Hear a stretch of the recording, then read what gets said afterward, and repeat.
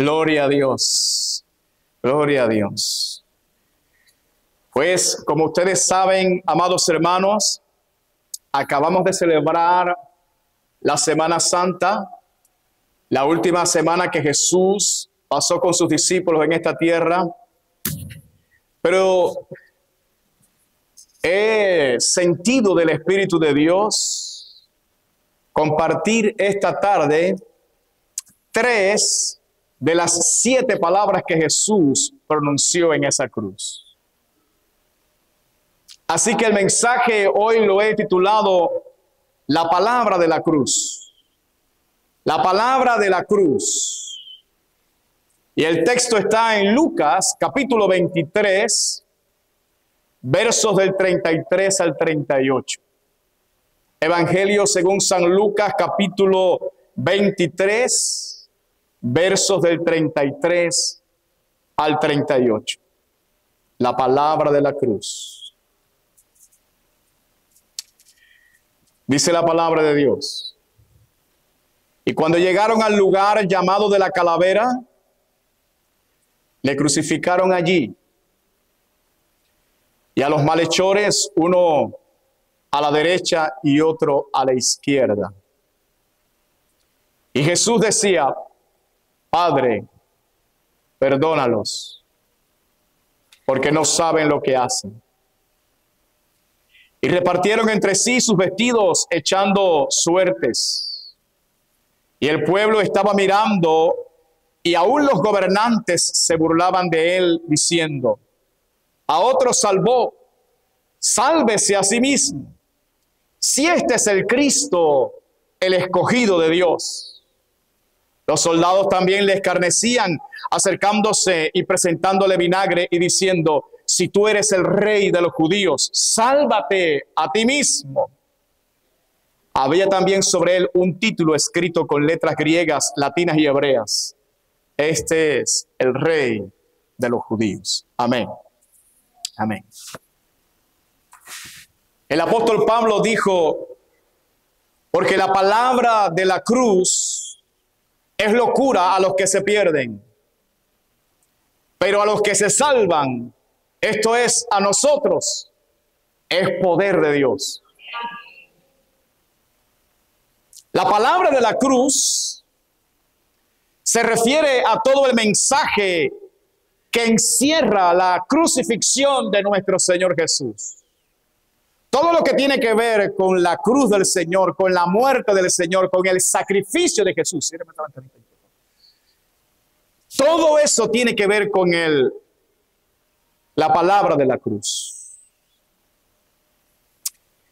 Y como parte de ese mensaje de la cruz de nuestro Señor, las palabras que Él pronunció estando colgado allí tienen un peso importante a la hora de hablar de la palabra de la cruz.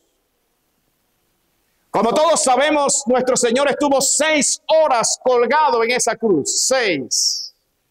Desde las 9 de la mañana hasta las 3 de la tarde estuvo Jesús allí. Y en ese tiempo Jesús pronunció 7 frases o 7 palabras. Pero hoy yo quiero hablarles, como dije, de 3 de esas 7 palabras que Jesús pronunció en la cruz. Y cada palabra que Jesús pronunció en esa cruz tiene un significado muy especial para la salvación de los seres humanos. Si ya usted ha sido salvado por el Señor, al escuchar estas palabras que Él pronunció en su cruz en el día de hoy, su fe va a ser confirmada. Pero si todavía usted no ha sido salvado, estas palabras del Señor Jesús están dirigidas con un solo objetivo, y es que tú te salves. Porque la palabra de la cruz es poder de Dios para salvación. Y yo quiero comenzar por la primera de las palabras que Jesús pronunció estando colgado en esa cruz. Y Jesús decía: Padre, perdónalos, porque no saben lo que hacen. Esa es una palabra de perdón. Pero también es una oración de intercesión. El Señor está intercediendo ante su Padre a favor de aquellos que lo han crucificado y está suplicando una cosa, está suplicando que los perdone. Pero para nosotros poder entender la profundidad de estas palabras de Cristo, nosotros necesitamos el contexto en que fueron dichas para poder entender la profundidad de esas palabras. Nosotros no podemos olvidar que nuestro Señor Jesucristo estuvo 3 años ministrando en la tierra de Israel. La Biblia dice que Él recorría ciudades y aldeas enseñando y predicando el evangelio del reino. 3 años estuvo en toda esa tierra. 3 años que la Biblia dice que Jesucristo hizo sanidades, milagros sin par, sin número, liberación de demonios, la gente fue liberada. La Biblia dice que la gente que andaba en tinieblas vio una gran luz.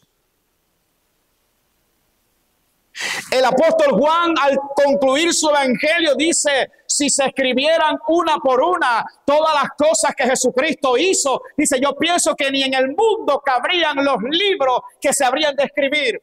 En otras palabras, a cada paso que Jesús daba, los enfermos eran sanados. Poder y virtud salía de Jesucristo. La gente caía encima del maestro porque ellos sabían que un poder extraordinario salía de Jesús para sanar a los enfermos.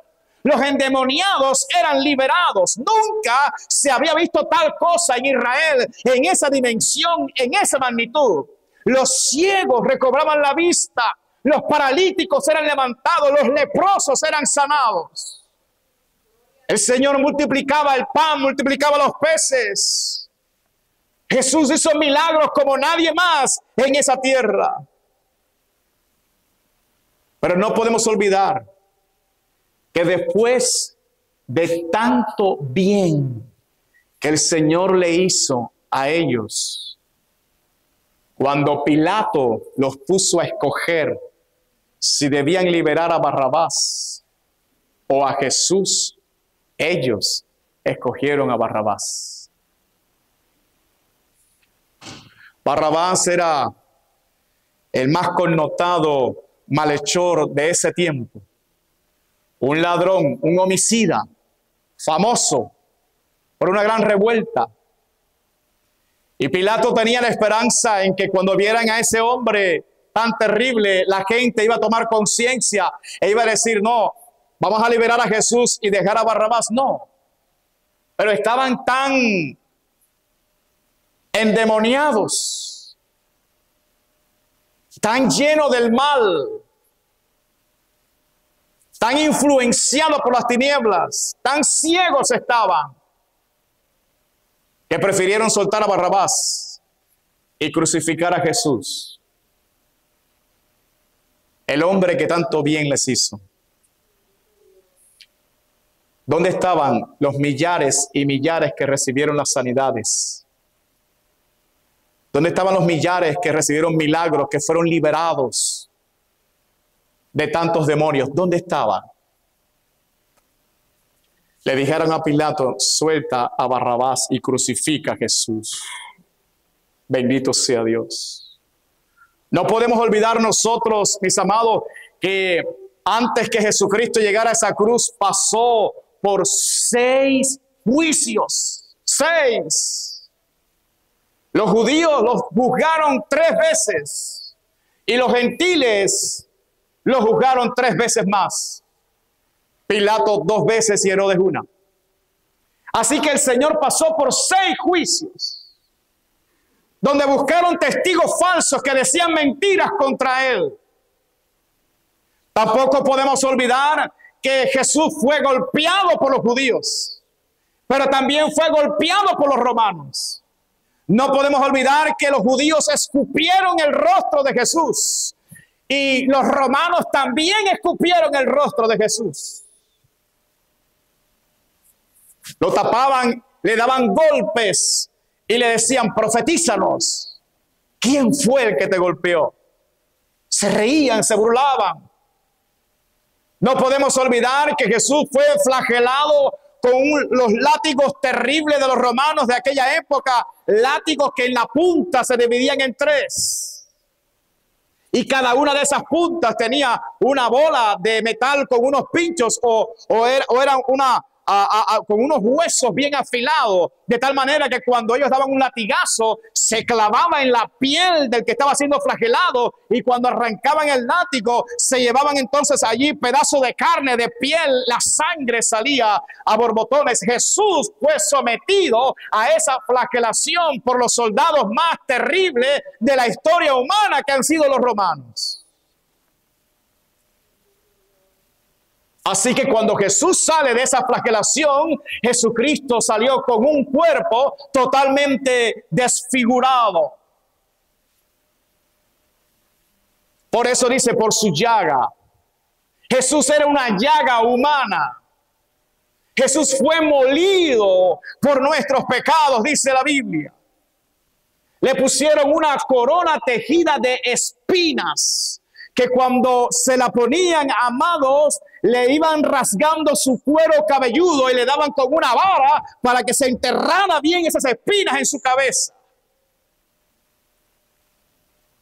Le hicieron cargar el instrumento de muerte por una vía bien estrecha que salía de Jerusalén hacia una pequeña elevación llamado el Monte de la Calavera. Y en esa vía estrecha, alabado sea Dios, las multitudes se iban burlando del Señor Jesús, las mismas que Él sanó. Se iban burlando del Señor. Y cuando llega a esa cruz, allí en lugar de la crucifixión, la Biblia dice que lo desnudaron. Y así desnudo fue colgado en la cruz. Y como si esto no bastara, la Biblia dice que uno de sus discípulos, Judas Iscariote, lo traicionó por 30 miserables monedas de plata. El otro discípulo, líder de ellos, el apóstol Pedro, lo negó 3 veces con maldiciones incluidas. No conozco a ese hombre, y maldijo. El resto de los discípulos, todos salieron huyendo, lo abandonaron. En esa condición llegó Jesús a la cruz. Y cuando abre su boca, lo primero que él dijo fue: Padre, perdónalos, porque no saben lo que hacen. Muchas veces me he preguntado, ¿qué haríamos nosotros si estuviéramos en el lugar de Jesús? ¿Cuáles serían nuestras palabras? Jesús le había enseñado a Pedro que no se debía perdonar hasta 7, sino hasta 70 veces 7. Y también el Señor en el Sermón del Monte le enseñó a ellos la importancia de amar a los enemigos. Y él dijo en Mateo capítulo 5, versos 43 al 48, oísteis que fue dicho, amarás a tu prójimo y aborrecerás a tu enemigo. Pero yo os digo, amad a vuestros enemigos, bendecid a los que os maldicen, haced bien a los que os aborrecen y orad por los que os ultrajan y os persiguen, para que seáis hijos de vuestro Padre que está en los cielos, que hace salir su sol sobre malos y buenos, y que hace llover sobre justos e injustos. Porque si amáis a los que os aman, ¿qué recompensa tendréis? ¿No hacen también lo mismo los publicanos? Y si saludáis a vuestros hermanos solamente, ¿qué hacéis de más? ¿No hacen también así los gentiles? Sed pues vosotros perfectos, como vuestro Padre que está en los cielos es perfecto. Eso enseñó Jesús. Pero Jesús no solamente dice, sino que hace lo que dice. Por eso es que ahora, después de recibir tanto odio y rechazo, Él perdona y muestra su amor por los enemigos. Por eso es que el Señor es digno de que nosotros sigamos sus pisadas, porque Él vivió lo que predicó. Es por eso que desde su ejemplo Jesucristo nos dice a nosotros, porque si perdonáis a los hombres sus ofensas, os perdonará también a vosotros vuestro Padre Celestial. Mas si no perdonáis a los hombres sus ofensas, tampoco vuestro Padre os perdonará vuestras ofensas. Yo quiero decirte que ninguno de nosotros ha padecido ni padecerá jamás lo que sufrió Jesús. Sin embargo, Él perdonó. Y Él rogó al Padre por perdón para sus enemigos. Tú y yo deberíamos hacer lo mismo. Tú y yo deberíamos hacer lo mismo.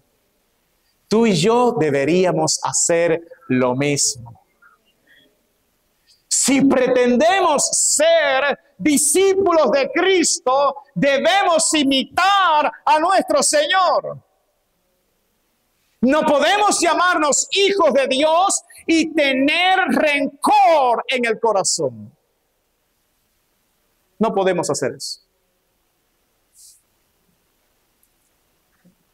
¿Qué hizo Jesús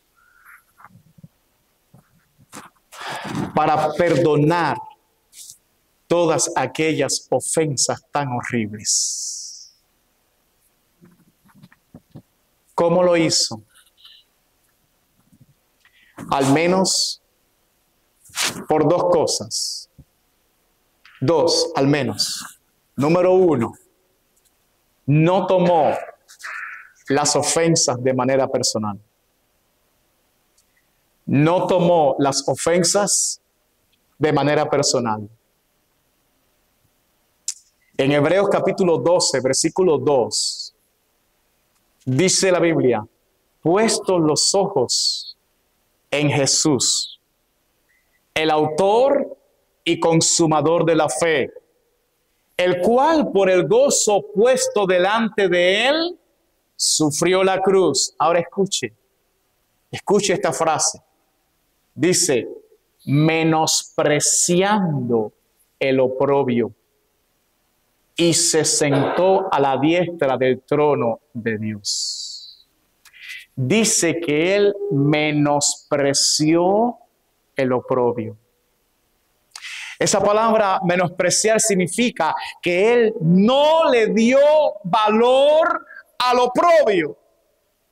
Jesús no le dio valor a las ofensas.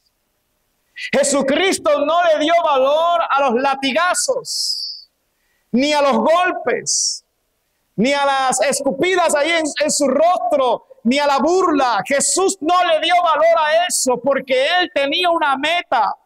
Él tenía un objetivo. Él sabía a lo que había venido a esta tierra. Él había venido a salvar a todas esas personas que estaban allí. Vino a salvarnos a nosotros. Él vino a dar su vida por nosotros.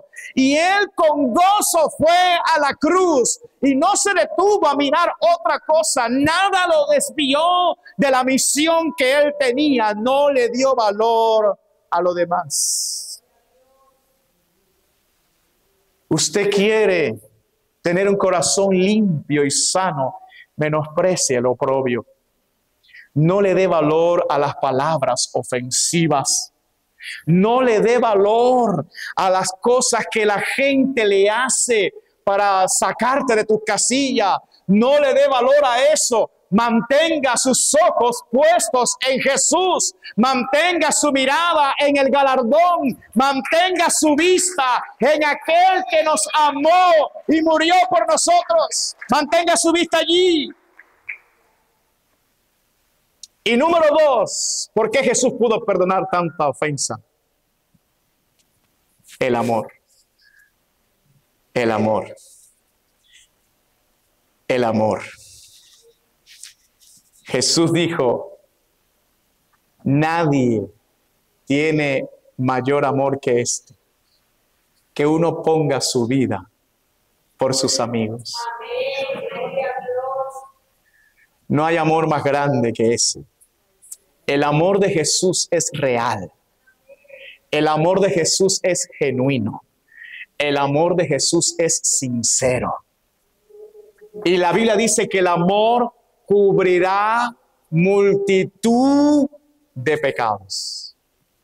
El amor cubre multitud de pecados. Si el amor de Jesús está en mi corazón, no importa cuánto tú me ofendas, yo te amo por encima de esa ofensa. Yo cubro esa ofensa, porque el amor cubre multitud de pecados. Cuando usted ama de verdad, usted perdona cualquier falta. Cuando la gente no puede perdonar, es porque no hay amor. No hay amor. No podemos perder de vista que cuando el Señor dijo, Padre, perdónalos, estaba orando a su Padre. Jesús estaba intercediendo delante de su Padre a favor de todos aquellos que lo crucificaron. Nadie sabe cuánto juicio de Dios detuvo aquella oración de Jesús. Así como cuando la ira de Dios se encendía contra Israel en el desierto y Moisés intercedía y aplacaba la ira de Dios sobre aquel pueblo, así ahora mismo cuando el Señor dijo, Padre, perdónalos, cuánta ira de Dios se detuvo allí.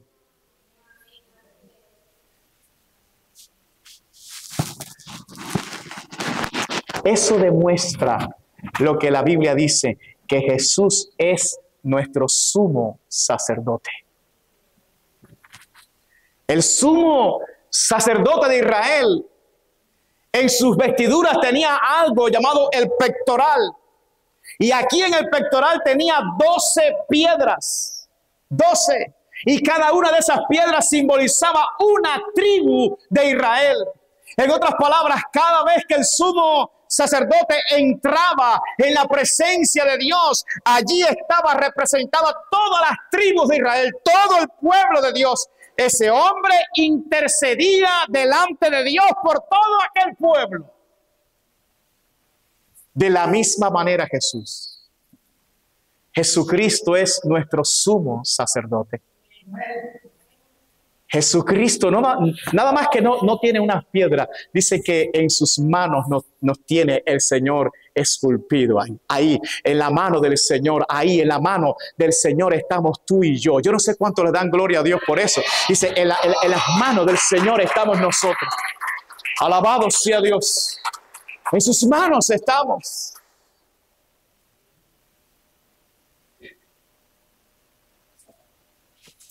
Dice la Biblia acerca de Jesús, Hebreos capítulo 7, versículo 26, dice, porque tal sumo sacerdote nos convenía, santo, inocente, sin mancha, apartado de los pecadores y hecho más sublime que los cielos. Aleluya. Mis amados, Jesucristo nunca dejó de ejercer su función de sumo sacerdote en esta tierra. Siempre estuvo orando por nosotros, siempre estuvo rogando delante del Padre por nosotros. Aún en la cruz, en su momento más difícil, lo primero que Jesús dijo fue: Padre, perdónalo, porque no saben lo que hace. Ese es el sumo sacerdote, y la buena noticia es que todavía Jesucristo sigue intercediendo por nosotros delante del Padre. Aleluya, todavía Él sigue rogando por ti y por mí delante del Padre. La Biblia dice que Él vive para interceder. Así que Jesús está rogando por nosotros delante del Padre. Aleluya. Esta es la primera palabra que Jesús pronunció estando en la cruz. Y Él nos está enseñando que lo primero que nosotros debemos hacer cuando se nos levanta un enemigo, lo primero que nosotros tenemos que hacer cuando tenemos un conflicto, lo primero que tenemos que hacer cuando tenemos personas que nos han herido, personas que se han levantado para maldecirnos, para hablar mal de nosotros, lo primero que nosotros tenemos que hacer es perdonarlos en nuestro corazón y rogar al Padre que los perdone. Eso es lo primero que tenemos que hacer.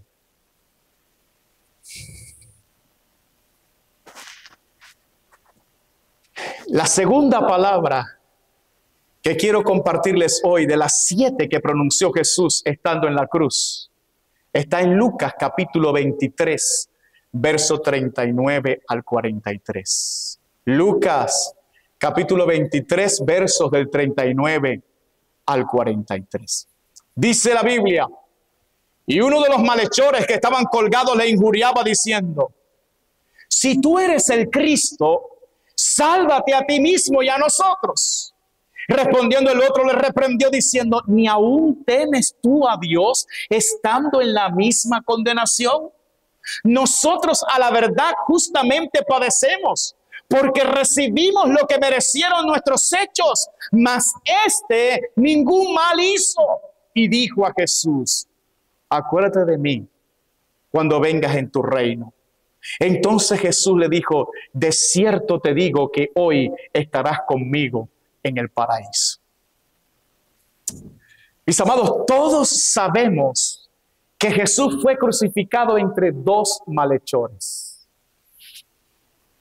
Él en el medio y los malhechores, uno a su derecha y el otro a su izquierda. Y esos malhechores, hermanos, como la palabra lo dice, eran hombres muy malos, muy malos. Sus maldades le llevaron a esa condición de la cruz. Los llevaron allí, sus maldades. Los romanos reservaban la crucifixión solo para los peores criminales de la sociedad. Con la crucifixión, no solamente ellos eliminaban personas peligrosas, sino que daban un ejemplo a toda la sociedad para que supiera lo que le esperaba a aquel que osara enfrentar al Imperio Romano. Y lo injusto fue que, además de crucificar a nuestro Señor, lo pusieron en medio de esos 2 malhechores, como diciendo: este es el peor de todos.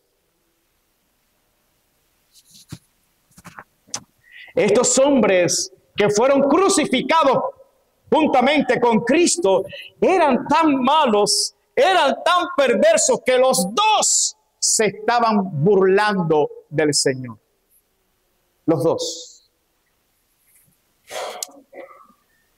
Pero la misericordia de Dios no tiene límites. Aún estando colgado en aquella cruz, Jesús siguió tratando con el corazón de los perdidos. Porque Él dijo: yo vine a buscar y a salvar lo que se había perdido. Después de un tiempo, uno de esos malhechores cayó bajo convicción de pecado. porque comenzó a tener una actitud diferente hacia Cristo. Después de burlarse, ahora se arrepiente y corrige a su compañero. Lo corrige, porque le dijo, respondiendo el otro, le reprendió diciendo, ¿ni aún temes tú a Dios estando en la misma condenación? En otras palabras, nosotros estamos a punto de morir. Nosotros estamos a punto de partir y estar delante de Dios para ser juzgados por todos nuestros actos en esta tierra. Y tú y yo sabemos que en esta condición pecaminosa en que estamos, si nos presentamos delante de Dios, seremos hallados culpables. Y aún así, ¿tú no tienes temor de Dios?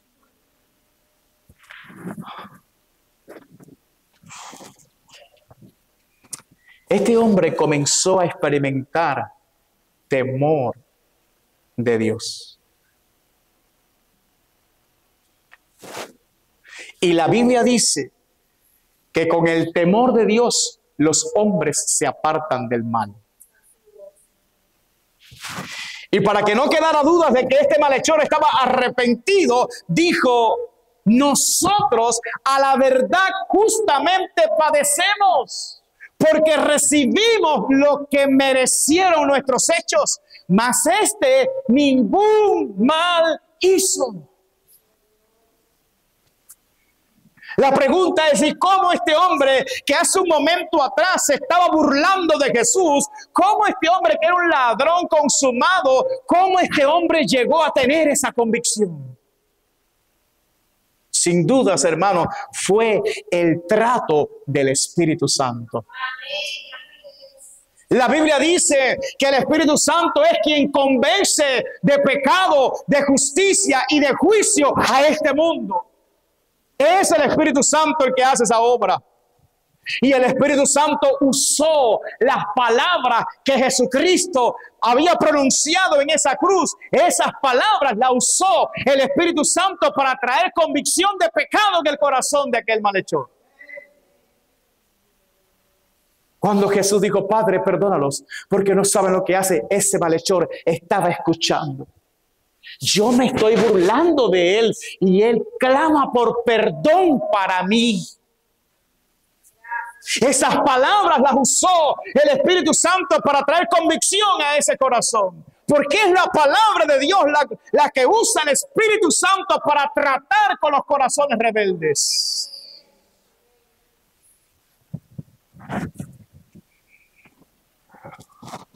Uno de esos malhechores se arrepintió. El otro no. El otro no. Uno aceptó el trato del Espíritu Santo en su vida, pero el otro lo resistió. Se resistió. Yo quiero decirte que Dios te está hablando esta tarde. Yo quiero decirte que el Espíritu Santo está tratando con tu corazón esta tarde. De ti depende lo que vas a hacer con lo que el Espíritu Santo está haciendo contigo. Si tú vas a aceptar el trato del Espíritu o si tú vas a resistir el trato del Espíritu. Y lo glorioso de este asunto es que este malhechor se arrepintió públicamente. Públicamente. ¿Cuántos habían allí? Miles y miles. Estaban allí burlándose del Señor y en medio de esa jauría de gente burlándose, viendo un espectáculo, dice la Escritura, este hombre tuvo el valor de arrepentirse públicamente y de reconocer que Jesucristo era inocente. Hay mucha gente que dicen ser creyentes, pero le da vergüenza reconocer públicamente que son cristianos. Y la Biblia dice clarísimo, lo dijo el Señor Jesús, que todo aquel que se avergüence del Hijo del Hombre en esta tierra, Él también le va a negar delante de los ángeles de Dios en el cielo. Pero aquel que confiese públicamente a Cristo en esta tierra, Él le confesará delante de Dios en aquella hora. ¡Aleluya! ¡Gloria a Dios! Es públicamente el asunto, públicamente. Y para que no quede dudas del trato del Espíritu Santo con este hombre, le hizo una petición a Jesús que evidencia no solamente el temor, el arrepentimiento, sino la fe de este hombre, la fe. Y dijo a Jesús: acuérdate de mí cuando vengas en tu reino. Acuérdate de mí cuando vengas en tu reino. Hermano, Jesús estaba colgado, al igual que él, crucificado. Jesús sin duda iba a morir. Jesús lo habían golpeado tanto, lo habían flagelado tanto, que cuando tú mirabas el rostro de Jesús estaba desfigurado. Aquello era una llaga, sangre por todas partes. Y este hombre tiene la fe de no andar por vista, sino por fe, de decir, mirando esa llaga, mirando que Jesús iba a morir, que estaba colgado en una cruz como él, le dijo: acuérdate de mí cuando vengas en tu reino.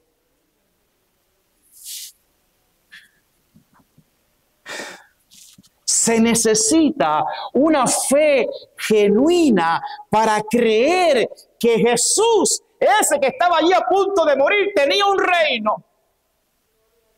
Pero además se necesita una fe genuina para creer que Él iba a resucitar. Y una fe genuina para creer que iba a volver otra vez. Esa fe es un regalo que Dios le da a todos aquellos que Él le permite que se arrepientan. Solo el Espíritu Santo podía producir esa clase de fe en el corazón. Es la fe necesaria para ser salvo. Eso explica la respuesta que le dio el Señor. Entonces Jesús le dijo: de cierto te digo que hoy estarás conmigo en el paraíso. Este hombre se salvó en el último momento. Le dieron una última oportunidad y la aprovechó. Así como Dios te está dando una oportunidad también en la tarde de hoy. Yo no soy Dios. Yo no sé cuántas oportunidades te faltan a ti. Quizás esta sea la última oportunidad que tú tengas de escuchar la palabra de Dios. No lo sabemos. Lo cierto es que este hombre tenía una última oportunidad y él la aprovechó. Se arrepintió, creyó en Jesús, lo confesó públicamente. Dios te está hablando y Dios te está dando la oportunidad de que tú hagas lo mismo hoy.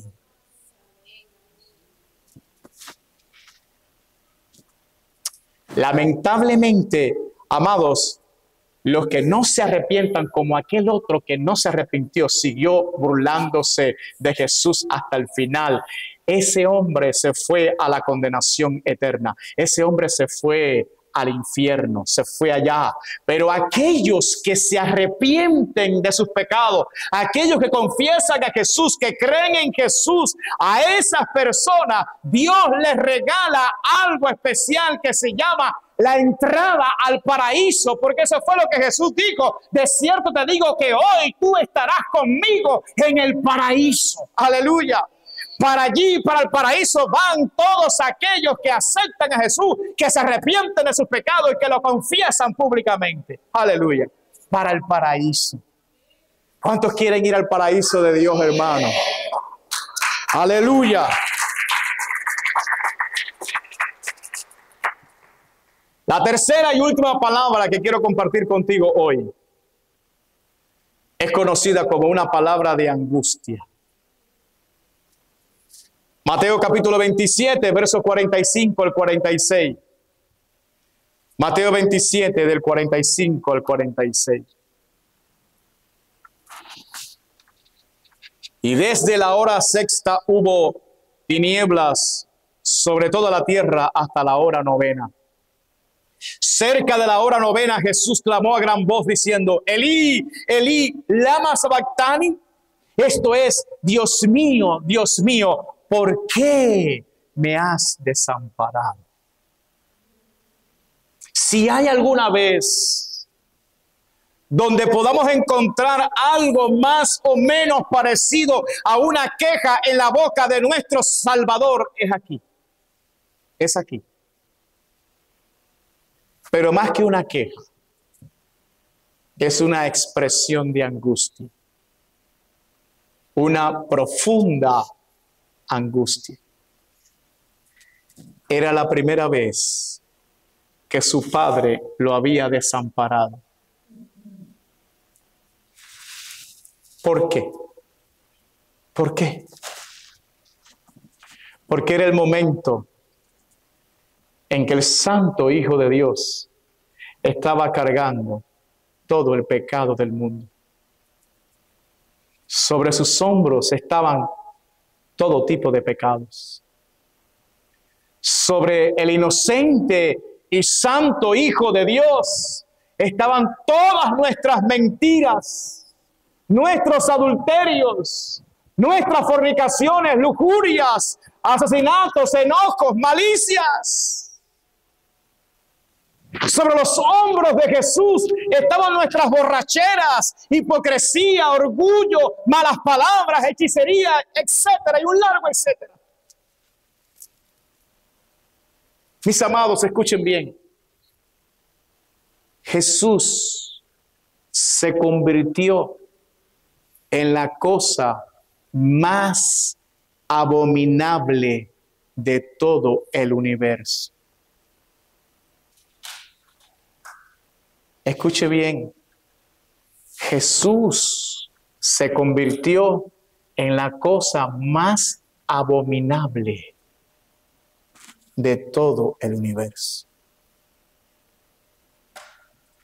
Porque cargó todos los pecados de la raza humana.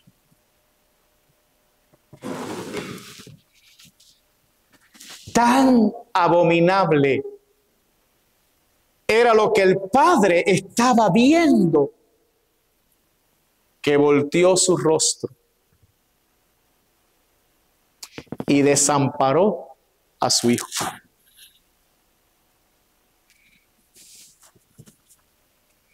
Es por eso que la noche anterior a ser crucificado, cuando Cristo estaba en el huerto de Getsemaní, la Biblia dice que Él le dijo a sus discípulos: mi alma está muy triste hasta la muerte, velad conmigo.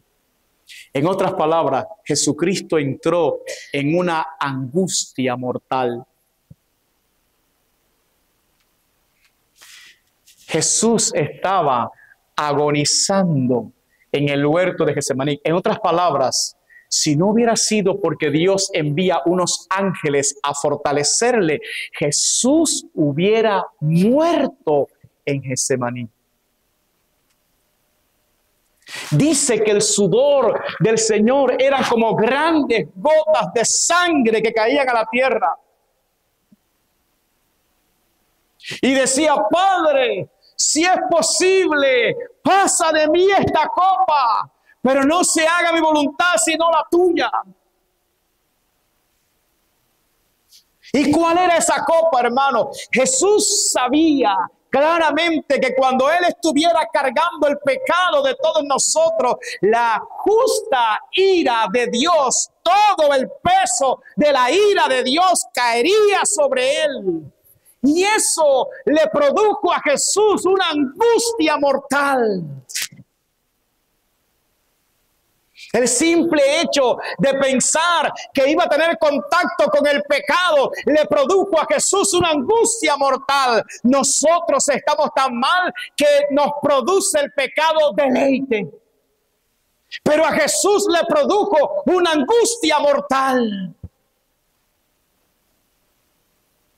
Él sabía las consecuencias. Él sabía que una vez que tuviera el pecado sobre sus hombros, su Padre lo iba a desamparar. La ira de Dios caería sobre él y se rompería la perfecta comunión con su Padre. Hay personas que no le interesa la presencia de Dios, pero no fue así con Jesús.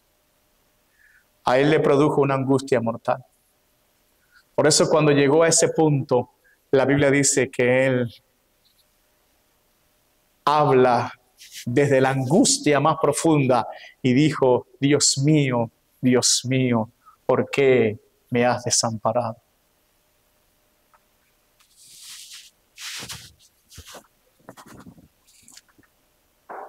¿Por qué Jesús aceptó convertirse en la cosa más abominable de todo el universo? ¿Por qué, si él nunca pecó, aceptó cargar sobre sus hombros toda la corrupción del ser humano? ¿Por qué? Hay una sola respuesta, hermano. Por amor. Por amor, en primer lugar, a su Padre. En obediencia a su Padre. Cuando él clamó en Getsemaní y dijo: Padre, si es posible, pase de mí esta copa, pero no se haga mi voluntad, sino la tuya. La voluntad del Padre ya estaba revelada en Isaías capítulo 53, versículo 10, cuando dijo: con todo eso Jehová quiso quebrantarlo. Dios quiso quebrantar a su Hijo.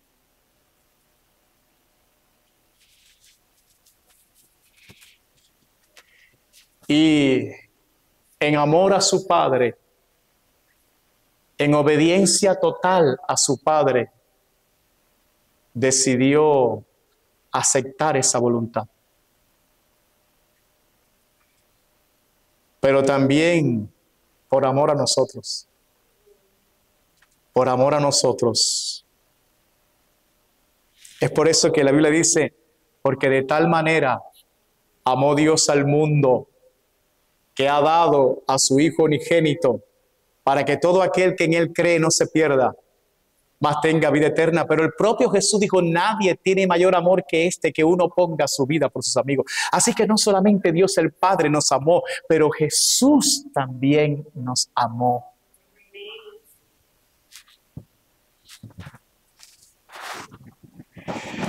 Así que el Hijo de Dios se quedó completamente desamparado en aquella cruz, para que tú y yo tuviéramos acceso al amparo de Dios, para que podamos decir hoy: Dios es mi amparo y mi fortaleza.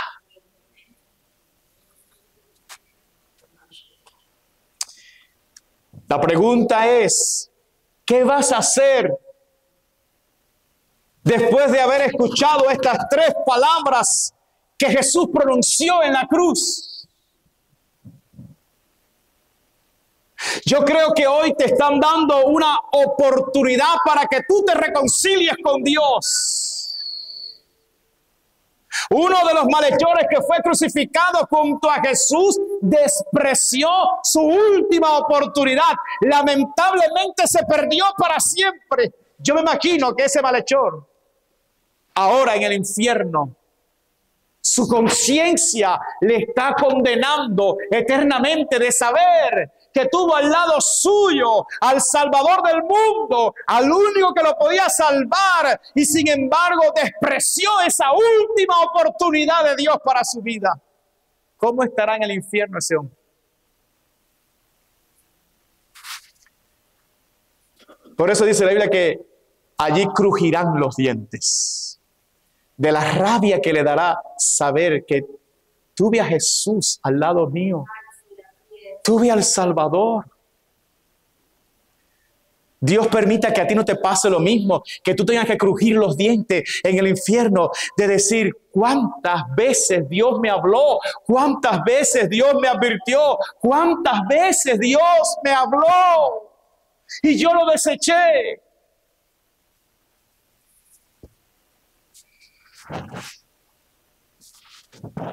Usted no haga como ese hombre que despreció su última oportunidad. Usted haga como el otro que decidió aceptar la última oportunidad que le dieron. Haga como aquel que bajo el trato del Espíritu dijo, sí me rindo, sí acepto que yo he pecado, sí yo reconozco que mis pecados me han traído a esta condición, sí yo sé que Jesús es santo, es puro, es inocente, sí Señor, yo creo en ti. Aleluya. Mire, sea sabio y acepte esta oportunidad que Dios le está concediendo para que se arregle con Dios esta tarde. Arregle sus cuentas con Dios hoy. Te están dando una gran oportunidad para que lo hagas. No desprecies esta oportunidad, porque tú no sabes si esta sea la última oportunidad que Dios te está ofreciendo. No lo sabes.